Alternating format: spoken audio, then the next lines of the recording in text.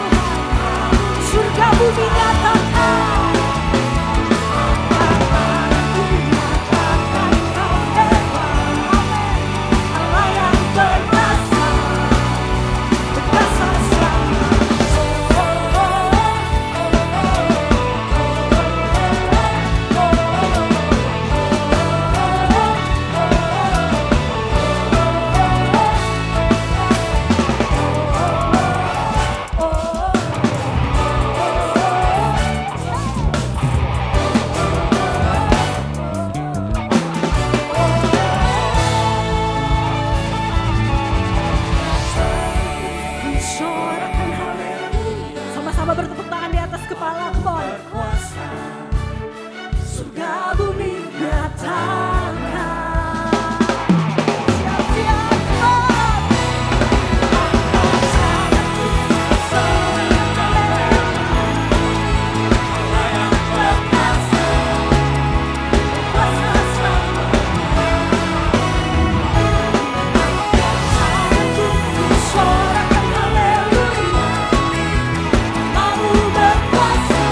Surga dan bumi nyatakan kebesaran-Mu Tuhan.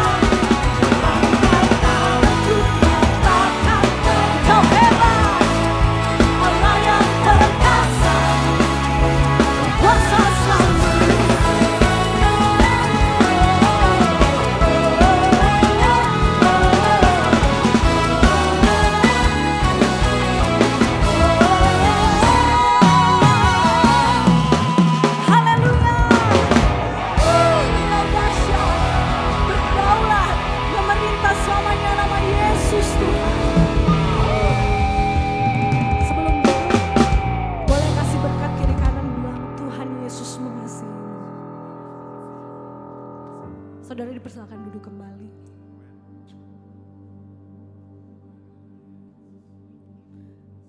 Kami mengucap syukur buat semua kebaikan-Mu dalam hidup kami Tuhan.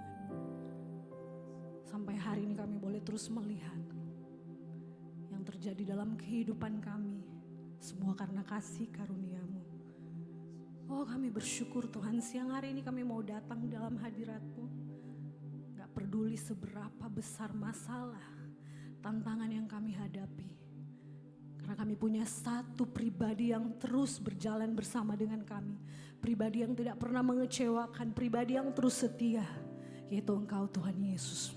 Bapa, terima kasih Tuhan. Kami siapkan hati kami mau masuk lebih lagi dalam hadirat-Mu. Oh Tuhan. Thank you Jesus for everything. Umat Tuhan, pejamkan matamu, tutup matamu. Masuk lebih lagi dalam hadirat Tuhan.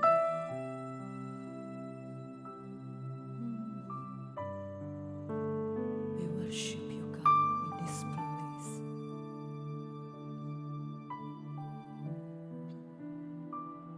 You are here, moving in our midst. I worship you. I worship you. You are here, working in this place. I worship you. I worship you. You are waymaker, miracle work, promise keep, light in the darkness. My God, there is who you are. You are waymaker, miracle work, promise keep, light in the darkness. My God, there is who you are. Berikan sorak-sorai kemuliaan bagi Dia. Oh, we worship you. Yes, Lord. Thank you, Jesus. Bersamanya Tuhan.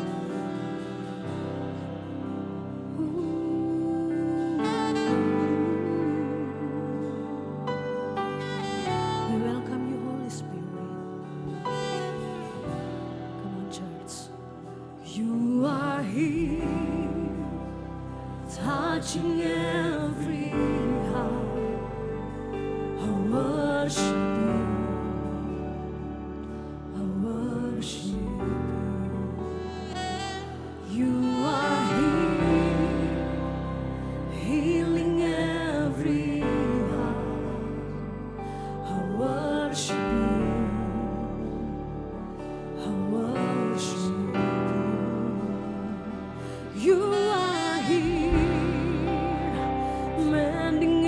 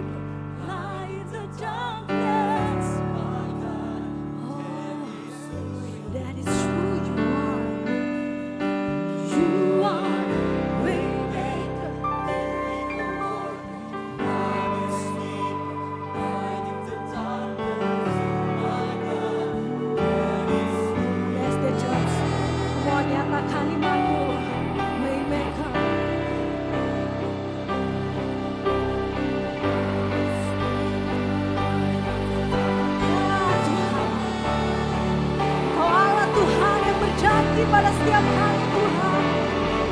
Ini iman kami Tuhan. Oh, something happen. Promise keeper. My God, that is who you are. That is who you are. That is who you are. Waymaker, miracle worker, promise keeper, light in the darkness. My God, that is who you are. Iman kami Tuhan. Miracle worker, promise keeper, light in the darkness. My God, that is who you are. That is who you are. That is who you are.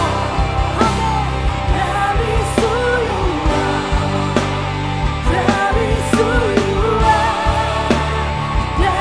who you are. That is who you are.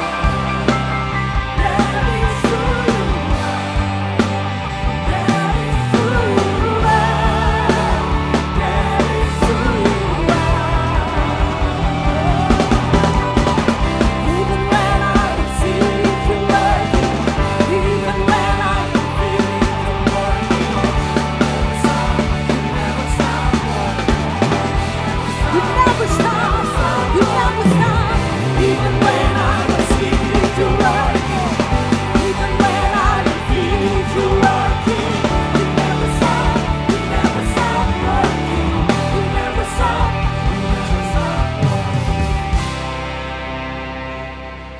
Thank you, Jesus.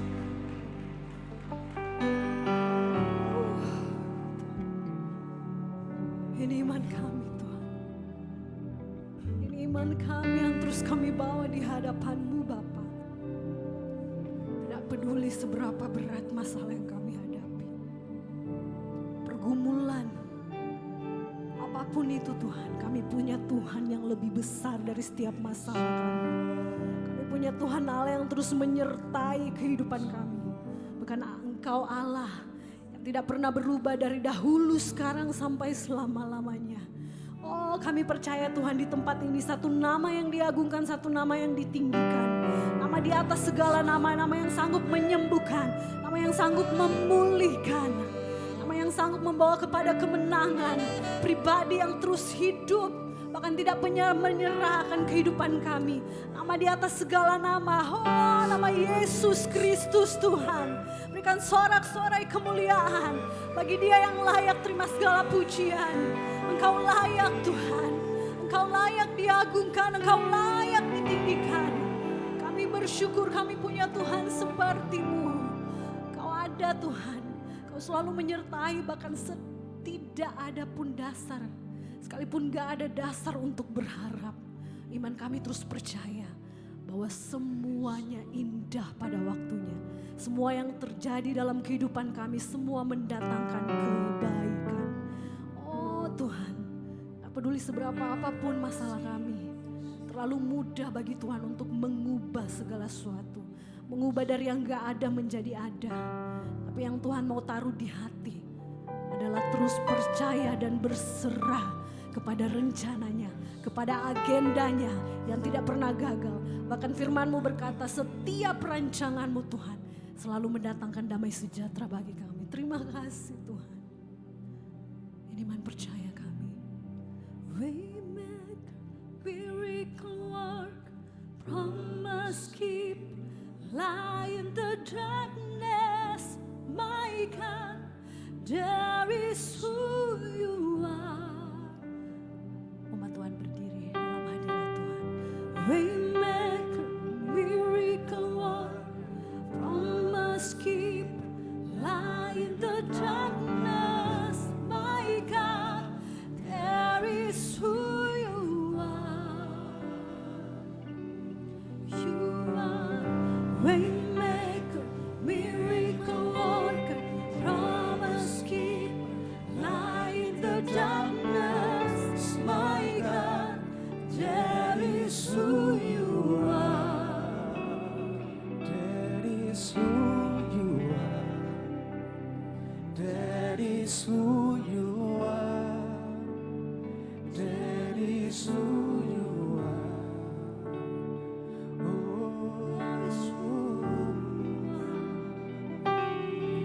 That is who you are. That is who you are, Jesus. Oh, Promise keeper, light in the darkness. terima kasih Tuhan. Terima kasih.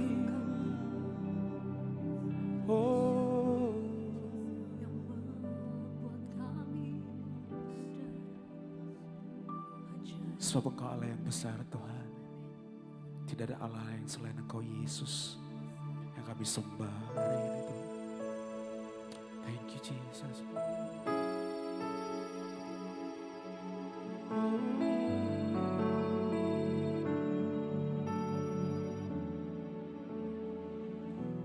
for you are great. You do miracles so great. There is no one else like you. There is no one else like you. For you are great. You do miracles so great. There is no one else like you. There is no one else. For you are great. You do miracles so great. There is no one else like you.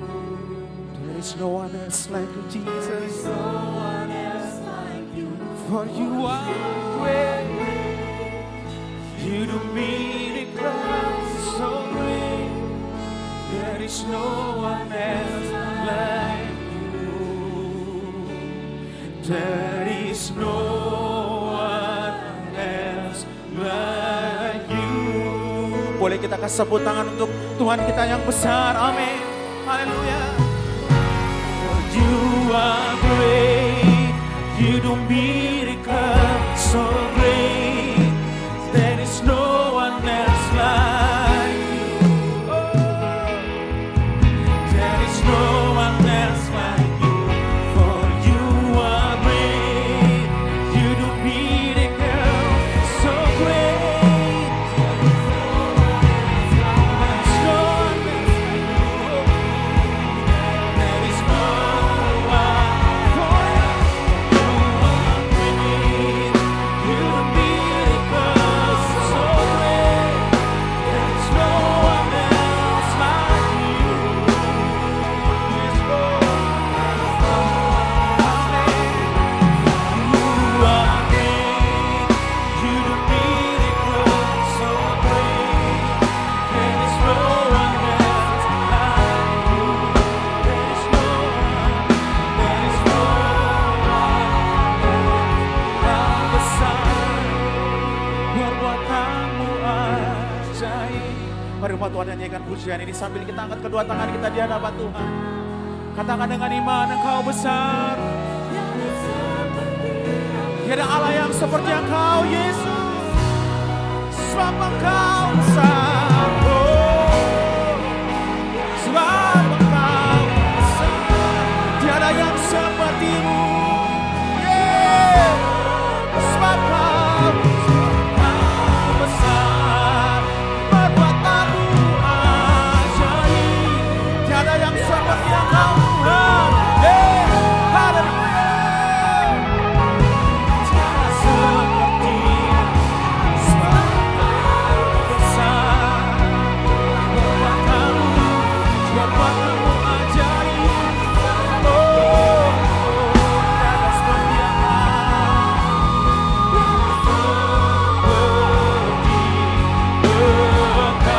Tiada seperti Engkau. Tiada seperti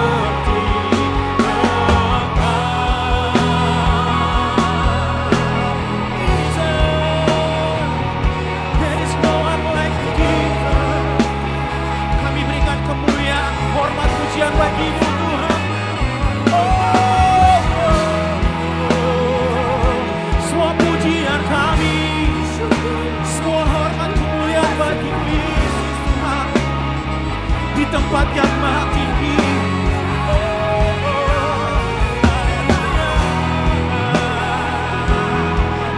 Yesus,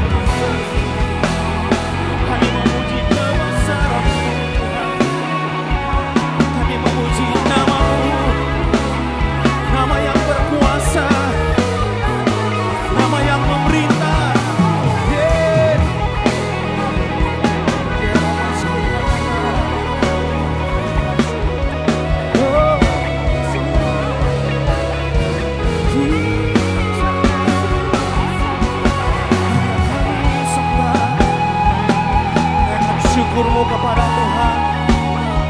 Kami naikkan nyanyian baru bagi-Mu Tuhan Yesus.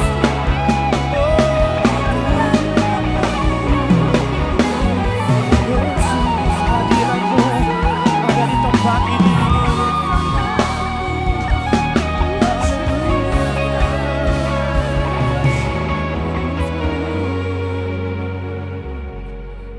Di dalam hadirat-Mu Tuhan ada kemenangan.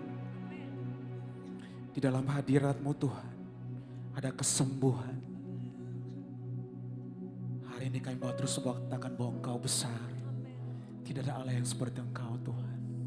Saat kami masuk dalam hadirat-Mu ada kemenangan yang terjadi. Bahkan kuasa terjadi di tempat ini saat pujian penyembahan kami naikkan Tuhan. Terima kasih Bapa, terima kasih. Sebab Kau besar, perbuatanmu yes Lord. Tiada yang seperti Engkau, tiada nyanyikan dari hatimu, yes Lord.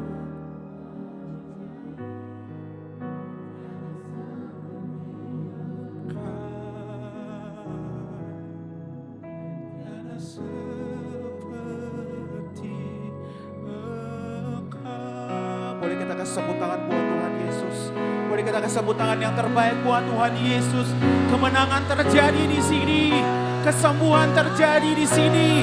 Kami yakin dan percaya dalam nama Yesus. Oh haleluya. Ku yakin. Ku yakin Kau hadir di sini. Oh, ku rasakan kuasa yang tak terbatas. Ku yakin Kau nyata di sini. Kemenangan terjadi. Oh, kita kasih sebut tangan buat Tuhan Yesus. Haleluya. Amin. Kau hadir di sini. Kami rasakan, yes Lord, tak terbatas. Yakin Kau nyata di sini. Kemenangan terjadi, kemenangan terjadi di sini. Kesembuhan terjadi. Amin. Terjadi. Katakan pemulihan terjadi.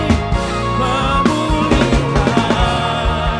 terjadi di sini. Kemenangan, kemenangan terjadi di sini. Haleluya, haleluya. Bapa Surgawi, terima kasih untuk minggu yang indah. Kembali Tuhan kami merayakan Engkau yang sudah bangkit di ibadah raya ini. Terima kasih ya Tuhan, ada kebaikan banyak yang perlu kami syukuri hari ini. Bahwa kami hidup aman, diberkati oleh karena kebaikan-Mu. Tuhan dalam kesempatan ini Tuhan, anak-anak-Mu yang mengasihi Engkau, biarlah kami mendengarkan firman-Mu, mempelajarinya dan kami percaya Roh Kudus yang bersama-sama dengan kami memberikan kami pengertian. Beshem Ha'af, Vehaben, Viruah HaKodesh, Ha Elohim Echad. Di dalam nama Bapa dan Putra dan Roh Kudus Allah yang Esa. Amin. Shalom, silakan duduk. Apa kabar semuanya? Luar biasa. Terima kasih untuk undangannya di gereja BSD Church di sini. Terima kasih untuk Ibu Gembala, Ibu Jenny dan juga Ibu Erna, Ibu Reni semuanya. Salam dari saya, nama saya Rita Wahyu. Saya seorang guru, jadi saya bukan pengkhotbah. Maka minggu ini, kesempatan ini, kalau setiap hari Minggu Anda sudah mendengarkan khotbah kan, saya ambil kesempatan ini bersama-sama kita untuk belajar tentang satu sosok yang bernama Maria Magdalena. Ada banyak kesalahpahaman yang dibuat tentang sosok satu orang Maria Magdalena ini. Dan kita mempelajari antara fakta dan peran teologisnya. Dan saya sesuaikan dengan tema besar dari gereja ini yaitu The Upgrade. Yang diambil dari Efesus 4 ayat 13, bagaimana kita mencapai kesatuan iman, pengetahuan yang benar tentang anak Allah yaitu Yesus Kristus dalam kedewasaan yang penuh, tingkat pertumbuhan yang sesuai dengan kepenuhan Kristus. Dan bagaimana menjadi murid yang upgrade. Saya akan memberikan 2 contoh, yang pertama adalah Maria Magdalena untuk sesi pertama ini dan nanti untuk jam 11. Kita akan bersama-sama mempelajari satu sosok yang juga sering disalahpahami yaitu perempuan Samaria. Bagi Anda yang baru bertemu saya hari ini, mungkin agak heran kenapa saya pakai kerudung. Mungkin dalam hati Anda mungkin berpikir, oh dulu mungkin dari seberang. Enggak, saya sejak lahir seorang Kristen. Tapi kenapa saya menggunakan kerudung? Tentu ini ada alasannya. Karena orang-orang Kristen di Indonesia kebanyakan adalah penginjilan dari barat, dari Eropa atau dari Amerika kalau Pentakosta karismatik, yang kemudian menganggap bahwa agama Kristen itu seolah-olah seperti agama barat. Padahal kekristenan tidak berasal dari barat tetapi sama-sama dari Asia. Yesus orang Asia. Kalau Tuhan Yesus itu digambarkan putih, hidungnya mancung, rambutnya coklat. Karena yang melukis adalah Leonardo da Vinci atau Rembrandt yang dari Belanda itu. Mereka orang-orang Eropa, jadi menggambarkan sesuai imajinasi mereka sebagai seniman.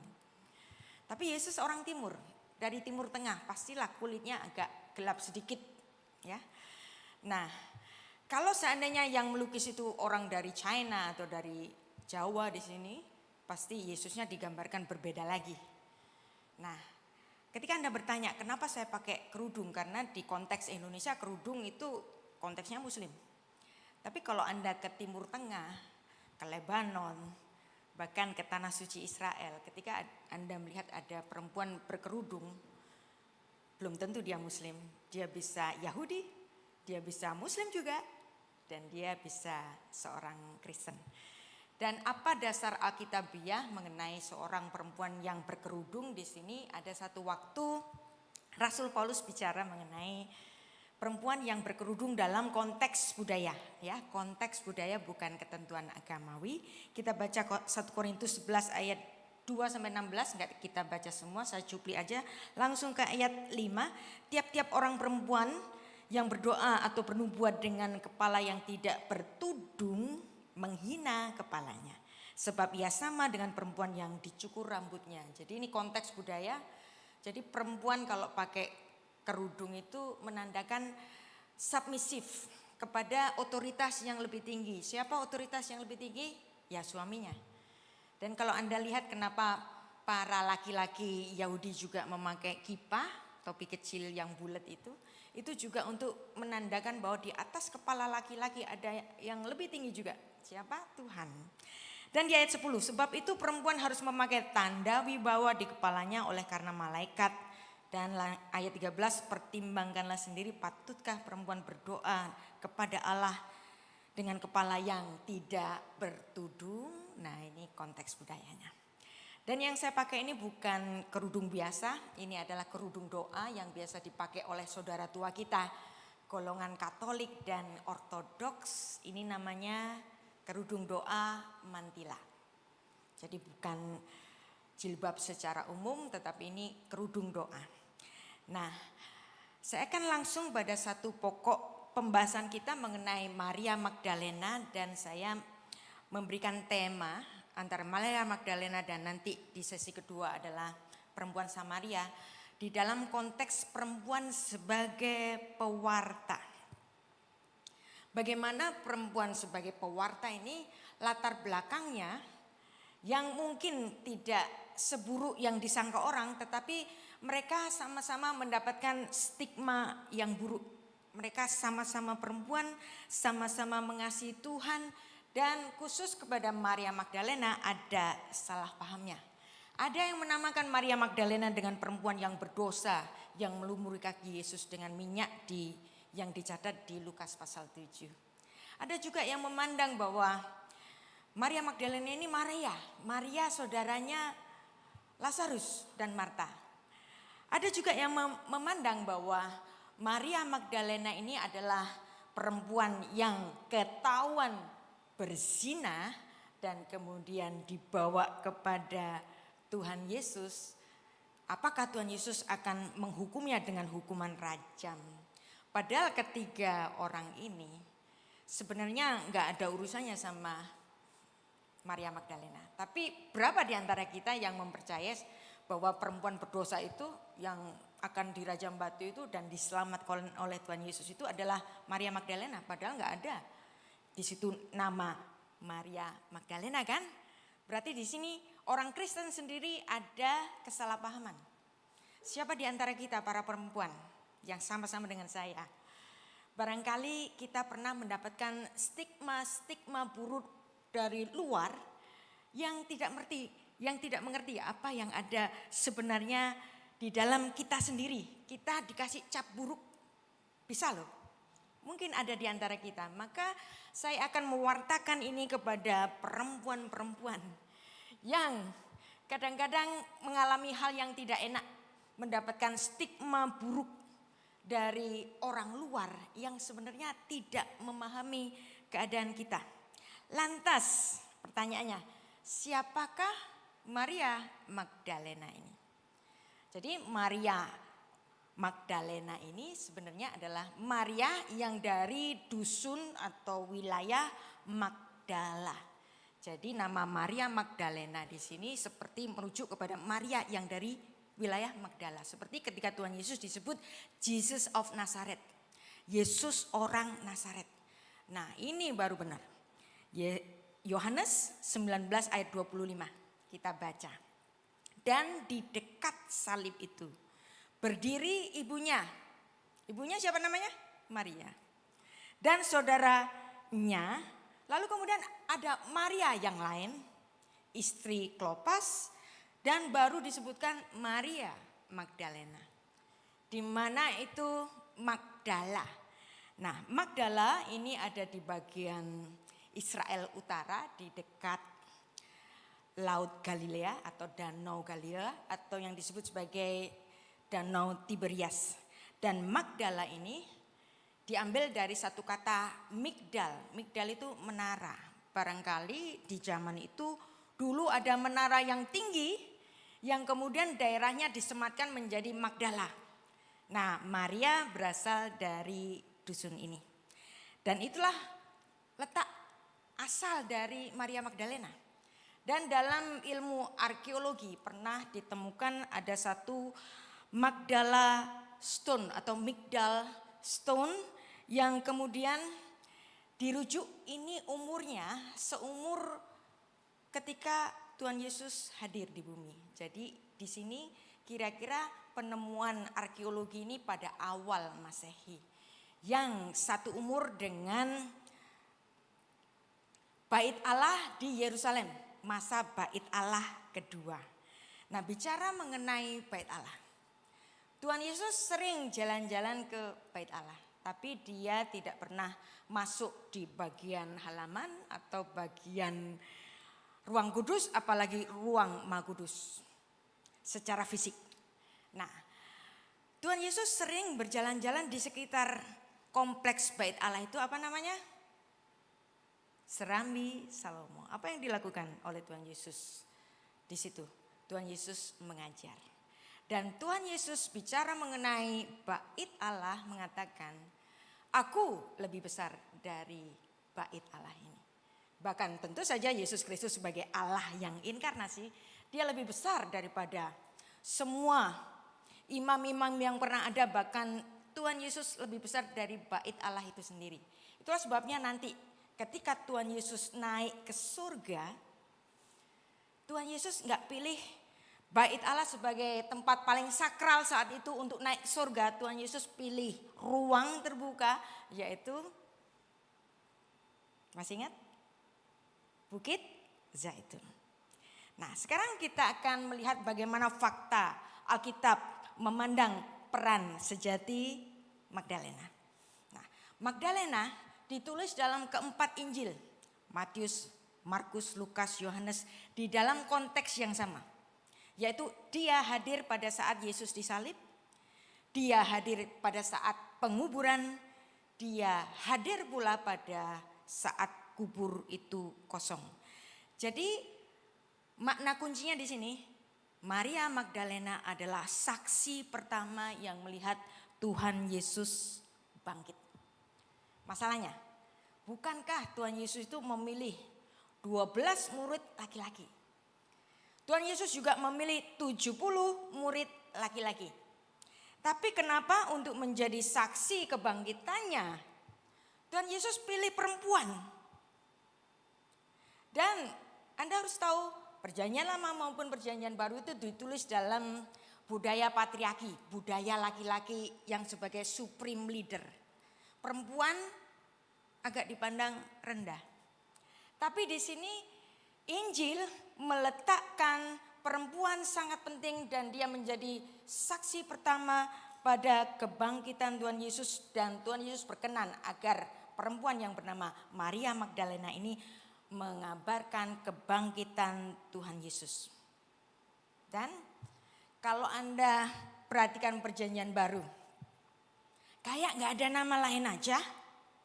Semua orang, perempuan-perempuan itu dikasih nama Maria. Kayak gak ada nama lain. Bukankah nama-nama perempuan dalam bahasa Ibrani itu banyak. Mulai Rahel, Lea, Hulda, Ribka, Sarah. Tapi kalau di Perjanjian Baru ada beberapa nama yang lain, tapi kebanyakan perempuan itu namanya Maria. Dan yang datang menyertai Yesus Kristus pada saat sengsaranya, Maria, Maria, Maria, Maria. Kayak nggak ada nama yang lain kira-kira. Mari kita melihat di sini, apakah ini kebetulan namanya memang semuanya perempuan-perempuan itu namanya Maria, termasuk di sini Maria, istrinya Yusuf, ibunya Yesus Kristus. Yang saudara tua kita panggilnya Bunda Maria. Lalu yang kedua ada Maria, saudaranya Lazarus dan Marta. Kemudian ada Maria Magdalena ini yang dari desa Magdala. Kemudian ada Maria istri Klopas, ada Maria ibu Yakobus muda, Maria yang lain ibu. Terus Maria yang merupakan ibu dari Yohanes Markus yang memiliki rumah yang nanti dipakai oleh Tuhan Yesus melakukan perjamuan terakhir. Dan juga ada Maria lagi, perempuan Kristen yang disalami oleh Paulus pada Roma 16 ayat 6. Kayak gak ada nama lain aja. Apakah ini kebetulan? Apakah ini adalah maksud Perjanjian Baru bicara tentang perempuan? Nah, mari kita gali kedalamannya. Karena kita pagi ini dan siang nanti khusus akan Bible study. Siapa Maria Magdalena? Dia bukan orang yang sebenarnya ditemukan berzina, dia bukan juga saudaranya Lazarus, tapi dia adalah yang dicatat di dalam Lukas 8 ayat 2. Dan juga beberapa orang perempuan yang telah disembuhkan dari roh-roh jahat dan berbagai penyakit, yaitu Maria yang disebut Magdalena yang berasal dari desa Magdala yang telah dibebaskan dari 7 roh jahat. Kalau orang kerasukan roh itu bukan berarti dia melakukan perbuatan jahat, tetapi dia adalah orang yang menderita. Kenapa disebut sebagai 7 roh jahat? Apa maksud angka 7 di sini? Angka 7 di sini juga bermakna kepenuhan. Artinya perempuan ini sungguh amat menderita oleh karena 7 roh jahat yang merasukinya, ada keterikatan yang serius dan Tuhan Yesus telah membebaskannya. Dan apa yang terjadi kemudian? Maria Magdalena menjadi salah satu pengikut Yesus, yaitu murid Yesus di antara perempuan-perempuan yang lain yang sangat setia. Bahkan ketika Tuhan Yesus di masa sengsaranya, ketika murid-murid yang lain kabur, yang tinggal cuman Yohanes, Maria perempuan-perempuan ini dengan gagah berani tetap menyertai Yesus Kristus. Makanya kalau di medsos-medsos mengatakan bahwa emak-emak itu adalah makhluk terkuat. Itu benar. Buktinya ketika murid-murid Tuhan Yesus yang laki-laki, mau yang 12 atau mau yang 70, semua pada kabur, ini emak-emak tetap setia mengikuti Tuhan Yesus. Maka kita melihat kenapa sih Maria Magdalena yang dipilih, Maria yang pernah dikuasai 7 roh jahat, dikuasai dosa dan dikuasai iblis, secara khusus di sini disebut dikuasai iblis. Dan dia dicatat di dalam Yohanes 20 ayat 1, ayat 11 sampai 18 dia dicatat bahwa dia adalah seorang perempuan yang berada di taman. Jadi kuburan Tuhan Yesus sebuah gua, tapi kemudian di sebelahnya itu kan taman atau kebun. Pertanyaannya, kenapa ada perempuan di taman? Satu perempuan di taman yang dipilih oleh Tuhan Yesus. Ring the bell. Ini ada hubungannya dengan apa? Perjanjian lama. Pada saat manusia pertama kali jatuh ke dalam dosa dan di perjanjian baru, Alkitab secara khusus menuliskan Maria yang bersama Maria-Maria yang lain. Dan Maria satu ini dipilih untuk menjadi saksi kebangkitan Kristus. Ayat 1, pada hari pertama minggu itu, hari pertama pekan itu, hari pertama itu hari Ahad. Hari Ahad kata lainnya apa? Hari Minggu. Itulah kenapa kita beribadah raya hari Minggu, bukan kebetulan. Karena hari Minggu adalah hari kebangkitan Yesus, maka seluruh gereja di dunia setiap hari bisa ada ibadah. Sampai hari Sabat, hari Sabtu juga bisa ada ibadah. Tetapi khusus untuk hari Minggu menjadi kekhususan ibadah disebut sebagai ibadah raya. Karena apa? Tuhan Yesus bangkit pada hari Minggu, hari Ahad, hari Minggu. Dan Minggu diambil dari bahasa Portugis. Nah, Pak Prabowo ketemu pembesar Portugis dan akan menerapkan pelajaran bahasa Portugis untuk Indonesia. Nah, salah satu bahasa Portugis itu Minggu. Domingo, dari kata domingo, Tuhan atau Tuhan berarti minggu adalah harinya Tuhan. Harinya Tuhan ngapain? Harinya Tuhan kita bangkit. Amin. Dari situlah kita mendapatkan hari Minggu dan kenapa kita selalu beribadah raya di hari Minggu. Hari masih gelap, pergilah Maria Magdalena secara khusus ke kubur itu dan melihat bahwa batu telah diambil dari kubur. Tetapi Maria berdiri dekat kubur itu dan menangis, sambil menangis ia menjenguk ke dalam kubur itu. Dia mengira ada yang mencuri jasad dari gurunya. Dan tampaklah olehnya 2 malaikat yang berpakaian putih, yang seorang duduk di sebelah kepala dan yang lain di sebelah kaki di tempat mayat Yesus terbaring. Kata malaikat-malaikat itu kepadanya, "Ibu, hey lady, madam, kenapa engkau menangis?" Jawab Maria kepada mereka, "Tuhanku telah diambil. Dan aku tidak tahu di mana dia diserahkan." Ayat 14. Sesudah berkata demikian ia menoleh ke belakang dan melihat Tuhan Yesus berdiri di situ, tapi ia tidak tahu bahwa itu adalah Tuhan Yesus. Kata Tuhan Yesus kepadanya, "Ibu, lady, madam, mengapa engkau menangis? Siapakah yang kau cari?" Maria menyangka orang itu adalah penunggu taman, lalu dia berkata dengan menangis, "Tuhan, jikalau Tuhan yang mengambil dia, katakanlah kepadaku di mana Tuhan meletakkan dia supaya aku dapat memanggilnya." Lalu Tuhan Yesus memanggil nama Maria dan suara itu suara yang sangat dia kenal, "Maria." Dan Maria berpaling dan berkata kepadanya dalam bahasa Ibrani, "Rabuni," rabiku, guruku. Sebab kata Yesus kepadanya, "Janganlah engkau memegang aku, sebab aku belum pergi kepada Bapa, tapi pergilah kepada saudara-saudaraku dan katakanlah kepada mereka," siapa ini yang dimaksud? Para rasul, mau yang 12, mau yang 70, "katakanlah kepada mereka bahwa sekarang aku telah pergi kepada Bapakku dan Bapamu, kepada Allahku dan Allahmu." Jadi di sini adalah sebagai sebuah penggenapan yang pernah terjadi di Taman Eden. Ada perempuan di taman.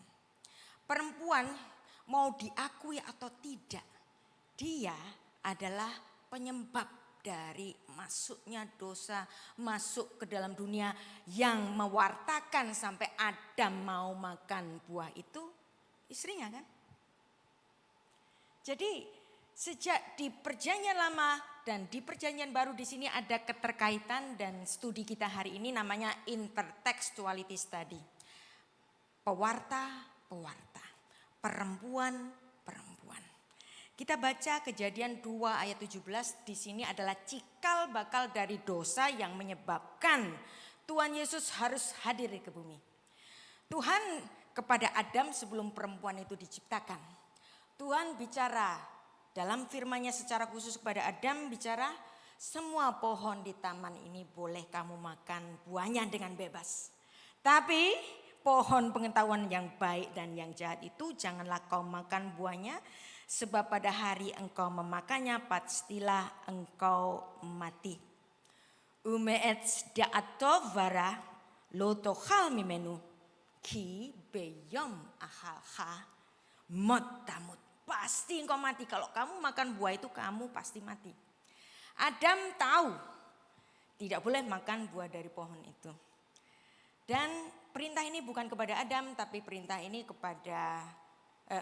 bukan kepada istrinya tapi perintah ini kepada Adam.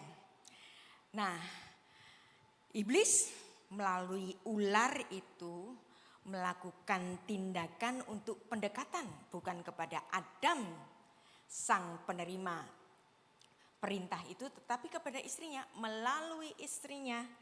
Dan dia melakukan hoax yang pertama. Adapun ular adalah yang paling cerdik dari segala binatang di darat yang dijadikan oleh Tuhan Allah. Dan ular itu berkata kepada perempuan itu, tentulah Allah berfirman. Nah ini iblisnya sengaja ngomong salah. Semua pohon di taman ini jangan kau makan buahnya. Bukan. Iblis sengaja salah. Semua pohon di taman ini gak boleh kamu makan kan? Nah kenapa dia sengaja ngomong salah? Karena kalau dia sengaja ngomong salah nanti akan ada conversation. Ini perempuan pintar. Dia pasti akan mengoreksi. Ketika dia mengoreksi di situ ada conversation. Nah, siapa itu ular? Ular kalau dalam teologi Kristen disebut iblis dan iblis itu Lucifer. Tapi Lucifer itu baru muncul abad keempat dan tidak ada di Alkitab Perjanjian Lama maupun Perjanjian Baru. Dan bagi orang Yahudi nama raja iblis itu bukan Lucifer tapi Samael. Apa itu Samael? Samael disebut Mal'ah Mota. Apa itu Mal'ah Mota? Malaikat kematian.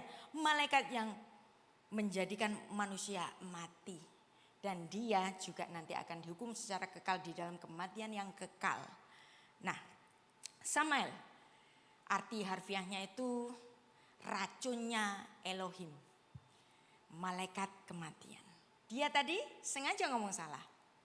Maka kemudian dikoreksilah oleh istrinya Adam yang memang pinter. Kejadian 3 ayat 2. Lalu sahut perempuan itu kepada ular itu. Buah pohon-pohonan di dalam taman ini boleh kami makan kok. Lalu kemudian apa yang dilakukan perempuan ini? Ini adalah kritik saya kepada para pengkhotbah perempuan yang suka nambah-nambahin firman. Ya kan? Ibu-ibu kan suka nubuat gitu kan. Entah jadi atau enggak gitu kan. Pokoknya ngomong nubuat gitu. Itu adalah firman yang tidak ada di Alkitab tapi diucapkan sebagai Roh Kudus bicara padaku. Hati-hati kalau ngomong begini. Karena kalau itu hatimu sendiri yang bicara dan bukan Tuhan yang bicara, tahu nggak akibatnya? Kualat. Nggak boleh mempermainkan kata-kata Tuhan. Kalau itu emosimu ya emosimu, kata hatimu ya kata hatimu. Jangan ngeklaim apapun yang kau inginin sebagai suara Tuhan. Nah, dan Anda lihat di situ ada modifikasi firman yang dilakukan perempuan. Dan ini memang ability dari perempuan suka nambah-nambahin. Saya perempuan loh. Saya melakukan otokritik. Apa yang ditambahin oleh perempuan itu? Kita baca Kejadian 3 ayat 3. Tetapi tentang pohon yang ada di tengah-tengah taman, betul ini. Allah berfirman, jangan kamu makan, betul. Tapi ada tambahan yang Tuhan tidak bicara kepada Adam apa? Dan jangan kamu raba. Wow. Jangan kamu raba. Sepertinya simple, gak apa-apa kan cuma sedikit. No. Ini fatal akibatnya dan gambar ini bagus sekali. Perempuan itu ngomong sama si ular sambil pegang-pegang, sambil meraba. Oh gak apa-apa, gak apa-apa. Lalu kemudian apa? Dia tergoda. Ketika sudah terjadi conversation itu, maka kemudian ular meneruskan hoaxnya yang kedua. Kejadian 3 ayat 4, tapi ular itu berkata kepada perempuan itu, sekali-kali kamu tidak akan mati. Hoax ini, ya kan? Hoax. Tapi perempuan tadi sudah pegang-pegang. Ada keinginan di hatinya. Dan yang paling fatal adalah hoax. Tapi sebenarnya ini bukan hoax, tapi tendensi untuk mengarahkan orang supaya jatuh. Ditulis dalam Kejadian 3 ayat 5. Tetapi Tuhan mengetahui pada waktu kamu memakannya, matamu akan terbuka dan kamu akan, perhatikan, menjadi seperti Allah. Tahu tentang yang baik dan yang jahat. Ini kan betul. Betul ini, tapi ini mengarahkannya kepada kejatuhan. Perempuan ini yang tadi pegang-pegang buah itu, oh bisa kayak Tuhan. Wow. Anda tahu artinya Taman Eden? Taman Eden itu artinya pleasure. Kalau taman pleasure, di situ semua yang dibutuhkan oleh Adam dan istrinya semuanya ada. Adam gak makan buah itu tetap hidup. Tapi Anda tahu, meskipun di dalam kelimpahan di Taman Eden, ternyata Adam merasa miskin. Merasa miskinnya apa? Kok aku gak bisa seperti Allah? Wow. Jadi ketika orang merasa miskin, ketika orang merasa tidak punya, bukan berarti dia tidak punya. Tetapi dia sedang menginginkan hal-hal yang tidak sepatutnya. Dan ketika keinginan ini disemai, dieksekusi, maka jadilah dosa itu. Jadi dosa pertama Adam adalah ingin seperti Allah dan itu adalah pemberontakan. Maka kalau nanti di dalam peristiwa Eksodus pada saat Musa menerima hukum Taurat dari Tuhan dan kemudian diperincikan dalam 10 hukum Tuhan. Anda tahu yang pertama ada jangan menyembah ilah-ilah asing, jangan membuat berhala bagimu. Yang keenam jangan membunuh, jangan berzina, jangan mencuri. Dan Anda tahu yang ditaruh di paling akhir, jangan apa? Jangan ingin. Dosa ingin. Dosa itu selalu masuk dari rasa ingin. Ingin itu bukan berarti gak punya. Seorang suami gara-gara mengingini istri orang lain, ketika keinginan itu dieksekusi, apa? Dosa berzina. Demikian juga perempuan, sebaliknya juga sama. Dosa ingin kalau dieksekusi, keinginan ketika dieksekusi jadi dosa. Orang sudah kaya, gajinya sudah tinggi. Tapi ketika ada celah pintu untuk korupsi, tetap korupsi kok. Ketika dosa, keinginan untuk berdosa dieksekusi, jadilah dosa itu. Itulah yang dicatat di dalam Keluaran 20 ayat 17 kita baca ayatnya. Jangan mengingini rumah sesamamu. Jangan mengingini istrinya, jangan atau hambanya laki-laki atau hambanya perempuan atau lembunya atau keledainya. Hari ini kan bukan kekayaan bukan dinilai dari lembu atau keledai, bisa dari kendaraan, apa yang kita pakai, rumah, perusahaan, apapun yang dipunyai sesamamu. Jadi yang sebagai pamungkas dari 10 hukum Tuhan, jangan ingin. Karena Adam dosanya Jatuh dari mana? Keinginan. Keinginan yang tidak semestinya disemai makan buah itu supaya menjadi seperti Allah. Tapi meskipun eksekutornya adalah Adam dan itu disebut sebagai dosa Adam. Tapi siapa pewartanya? Kejadian 3 ayat 6.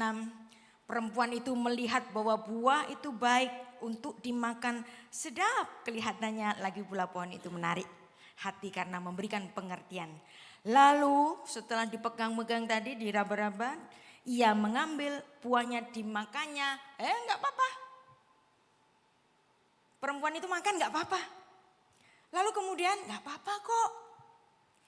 Dia kasih ke suaminya bersama-sama dengan dia dan suaminya itu memakannya. Jadi suaminya, dia yang mendapatkan perintah itu, dia yang mengeksekusi dosa itu. Seandainya suaminya bilang jangan dimakan, enggak boleh. Seandainya saja Adam ini orang Chinese, jangan dimakan, jadiin manisan. Kan beda.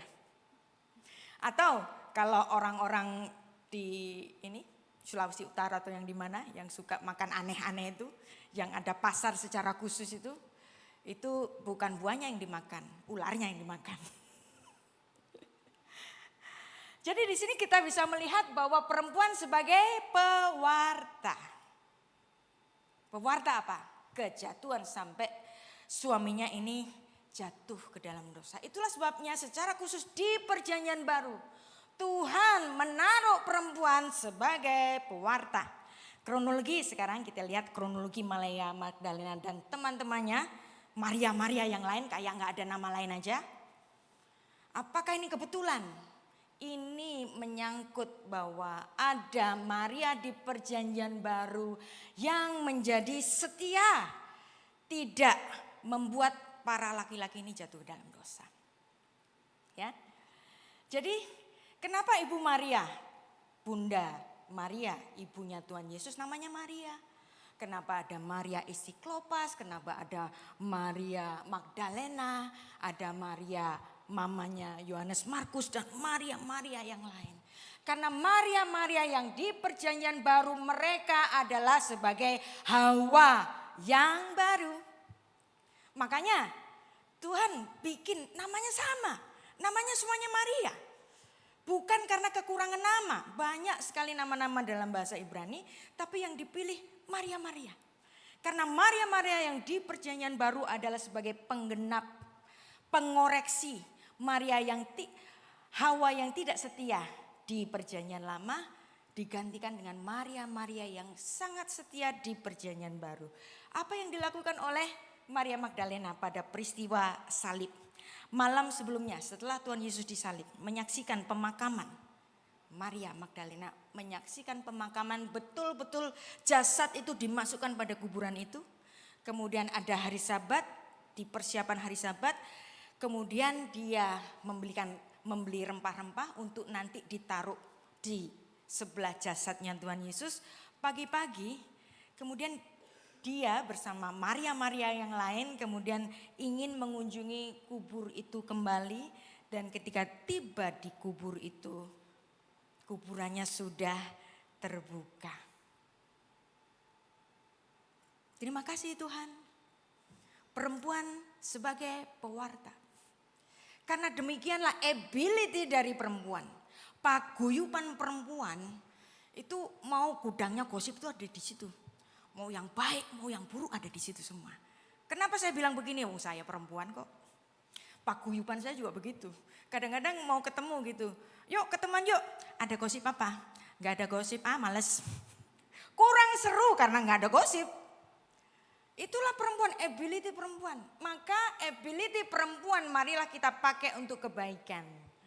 Ya, kalau dulu pewartanya itu menjadikan suaminya jatuh, sekarang pewartaannya membawa orang pada keimanan.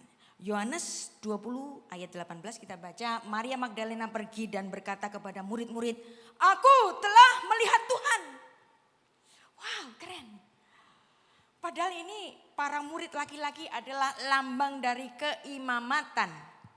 Yang 12 keimamatan Israel, yang 70 keimamatan seluruh bumi, lambang dari bangsa-bangsa. Tapi Tuhan memperkenankan sebagai saksi awal perempuan, Tuhan pakai sebagai pewarta dalam konteks yang positif. Dan juga dia yang mengatakan hal-hal itu kepadanya. Karena memang pusat kekristenan adalah bukan pada kelahirannya saja, bukan pada kematiannya saja. Kalau kematiannya tanpa kebangkitan maka tidak akan ada kekristenan. Dan itulah yang ditulis oleh Rasul Paulus dalam 1 Korintus 15 ayat 14. Ve'im hamasya lo hukam rik shemuetenu verik emunatechem. Tetapi andai kata Kristus tidak dibangkitkan, maka sia-sialah pemberitaan kami dan sia-sialah juga kepercayaan kalian. Ini terjadi kapan? Terjadi pada Kuriake Hemera, pada hari Minggu, hari pertama pada pekan itu. Dan karena Yesus Kristus bangkit pada hari Minggu, Yom Echad, hari pertama, hari Ahad, yang juga disebut sebagai Mia Hemera. Mia 1, Hemera adalah hari pertama, dan Kuriake Hemera, hari Tuhanku, hari Tuhan kita bangkit. Adalah hari yang sama ketika Adam jatuh ke dalam dosa, yaitu hari ke-8 sesuai yang dicatat di dalam banyak sekali penafsiran-penafsiran. Dan itulah sebabnya kenapa kekristenan sepanjang zaman melakukan ibadah raya pada setiap hari Minggu. Dan ibadah Minggu bukan ibadah biasa, tetapi Tuhan Yesus bangkit pada hari Minggu. Dan itulah kenapa ibadah raya ada di hari Minggu. Dicatat di dalam Matius 28 ayat 1. Setelah hari Sabat, berarti setelah hari Sabat apa? Hari Minggu. Dan itulah hari di mana Tuhan Yesus bangkit. Markus 6 ayat 2 juga mengatakan bahwa dan pagi-pagi pertama, benar, pada hari pertama minggu itu setelah matahari terbit, pergilah mereka ke kubur. Dan Tuhan Yesus meminta kepada murid-muridnya untuk melakukan perjamuan khusus. Dan itu diperingati pula oleh murid-murid yang dicatat di dalam Kisah Para Rasul 20 ayat 7. Murid-murid melakukan peringatan untuk Tuhan Yesus Kristus, dan itu dilakukan pada hari pertama, hari Ahad, yang juga hari Minggu. Itulah kita sudah mempelajari intertextuality study, perempuan-perempuan, pewartaan. Perempuan yang tidak setia di perjanjian lama digenapi oleh perempuan-perempuan yang setia, dimulai dari Maria ibu Yesus dan Maria-Maria yang lain, dan secara khusus Maria Magdalena. Tuhan pilih untuk menjadi pewarta, dan ini sebagai penggenapan dari apa? Proto Evangelium, Injil yang pertama. Injil yang pertama bukan kitab Injil Matius, tetapi berita Injil yang pertama sudah ada sejak di kitab Kejadian. Di mana? Di Taman Eden, ketika Tuhan Yesus, ketika Bapa di surga mengatakan, aku akan mengadakan permusuhan antara engkau dan perempuan ini, antara keturunanmu dan keturunannya. Siapa keturunan perempuan ini? Merujuk kepada Yesus Kristus yang pada akhirnya nanti dia melakukan penebusan dosa pada kesalahan yang dilakukan Adam sejak di Taman Eden. Itulah intertextuality study. Ada perempuan di Taman Eden yang menyebabkan suaminya berdosa dan dia juga turut berdosa. Lalu kemudian di perjanjian baru ada perempuan di taman melihat penggenapan dari penebusan dosa yang sudah dilaksanakan oleh Tuhan Yesus. Bapak-bapak, ibu-ibu, jadi itulah kenapa Maria Magdalena di sini sangat penting. Dan kiranya dengan pemberitaan ini kita tidak salah paham lagi terhadap Maria yang sering dikira sebagai perempuan jalang yang ketahuan berzina, tetapi dia adalah perempuan khusus yang dipersiapkan sebagai penggenap dari kesalahan perempuan pada awal kejatuhan manusia. Baik, ini nanti ada terusannya di ibadah yang kedua. Anda bisa datang lagi kalau penasaran. Mari kita berdoa. Tuhan Yesus, terima kasih bahwa kami diperkenankan untuk mengerti mengapa Engkau hadir, yaitu karena dosa yang dilakukan oleh manusia dan Engkau adalah penebusnya. Terima kasih Tuhan untuk melakukan koreksi terhadap dosa-dosa lama dari manusia, dan Engkau melakukan koreksi yang sangat indah. Dan kami Tuhan, anak-anak-Mu, para perempuan, baiklah ability kami laksanakan bahwa kami adalah pewarta-pewarta tentang kebaikan-Mu. Beshem ha'af ya ben Ruach Kodesh ha Elohim Echad. Di dalam nama Bapa dan Putra dan Roh Kudus Allah yang Esa. Amin. Tuhan Yesus memberkati. Haleluya, puji Tuhan. Terima kasih Dr. Rita untuk pengajarannya pada pagi ini. Sesuatu yang baru buat saya, dan saya yakin ini hal yang sangat menggugah untuk Bapak Ibu juga BSD Church. Ya, kami rindu untuk pengajaran-pengajaran berikutnya. Kalau Bapak Ibu masih punya waktu, silakan datang ke ibadah kedua untuk pengajaran yang baru tentu untuk kita. Baik Bapak Ibu, apakah ada Bapak Ibu yang baru pertama kali hadir di ibadah BSD Church pada pagi ini? Ya, kalau mungkin Bapak Ibu, ya, terima kasih. Kami senang sekali menyambut Bapak Ibu sekalian. Kalau ingin tahu lebih jauh tentang gereja kami, boleh menemui saya atau tim pengerja di luar. Kami dengan senang hati memberikan informasi tentang apa yang gereja ini lakukan. Dan sepanjang minggu ke depan ada banyak kegiatan yang Bapak Ibu bisa ikuti. Nanti Bapak Ibu bisa saksikan pengumumannya di video yang akan tayang setelah ini. Kita akan berdoa untuk persembahan kita. Mari kita satu dalam doa. Tuhan, bersyukur untuk semua yang kami dapatkan pada pagi ini Tuhan. Firman pengajaran yang memberikan hal-hal baru untuk kami Tuhan. Kami mau berubah, kami mau jadi pewarta ya Bapa dalam kehidupan kami sehari-hari dimanapun kami berada, sehingga kabar baik itu diterima oleh banyak orang. Kami akan berikan persembahan kami pada pagi ini. Kami percaya Engkau berikan itu pada kami, dan kami mau kembalikan padamu ya Tuhan. Terima kasih ya Tuhan, kami siap memberi di dalam nama Tuhan Yesus. Kami berdoa, amin. Selamat memberi, Tuhan Yesus memberkati. Yesus terang dalam hidupku, hari ini terang-Mu penuhiku, terang-Mu bawa langkah hidupku, berjalan dalam kebenaran-Mu.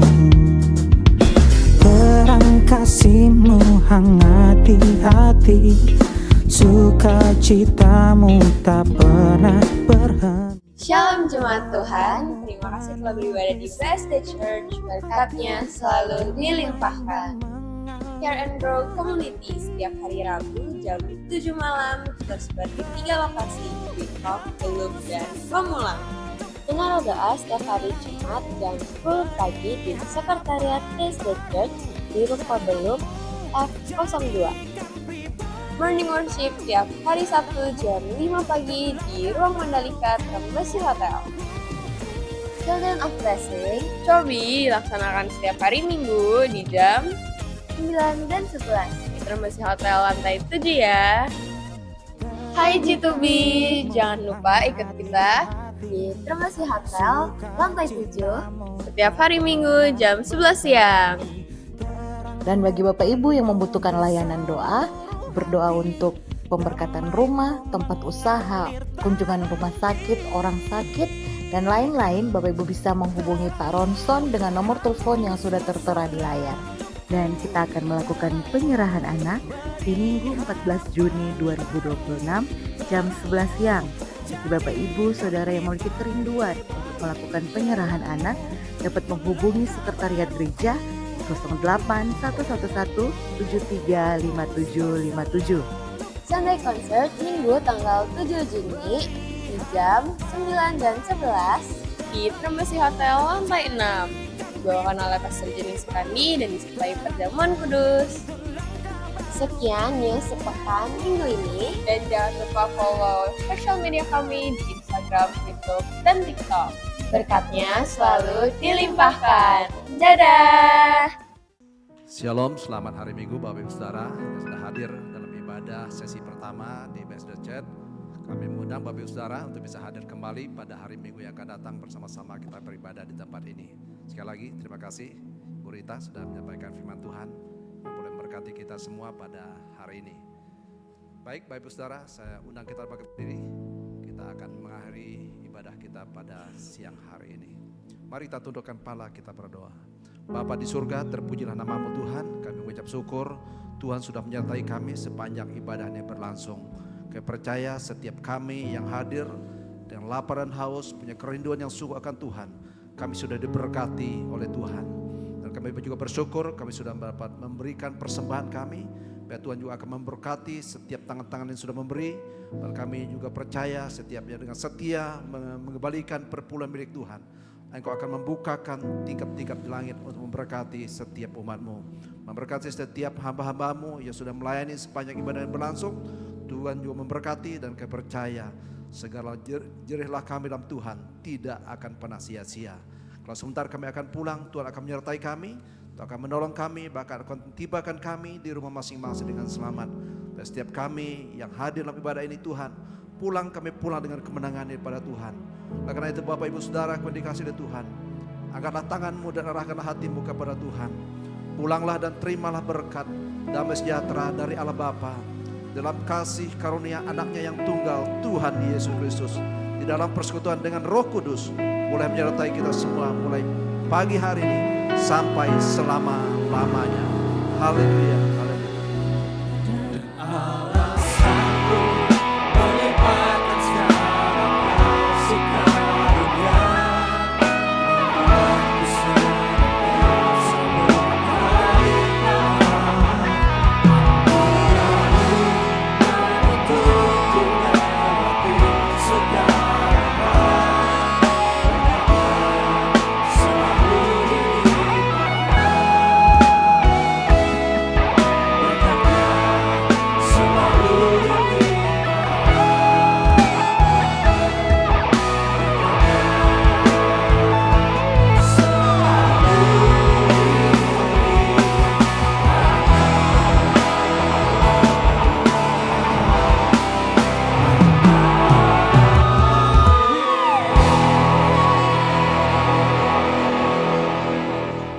Sunday, Tuhan Yesus memberkati.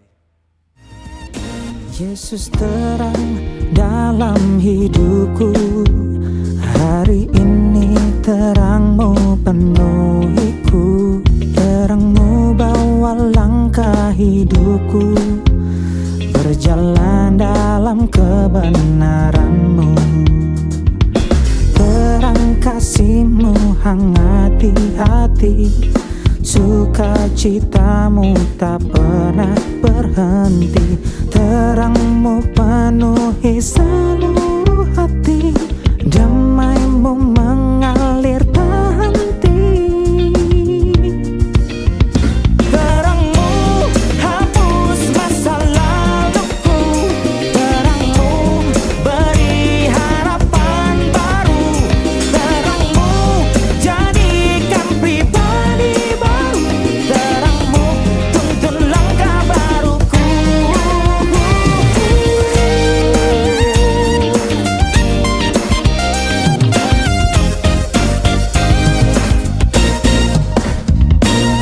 Terang kasih-Mu hangat di hati, sukacita-Mu tak pernah berhenti, terang-Mu penuhi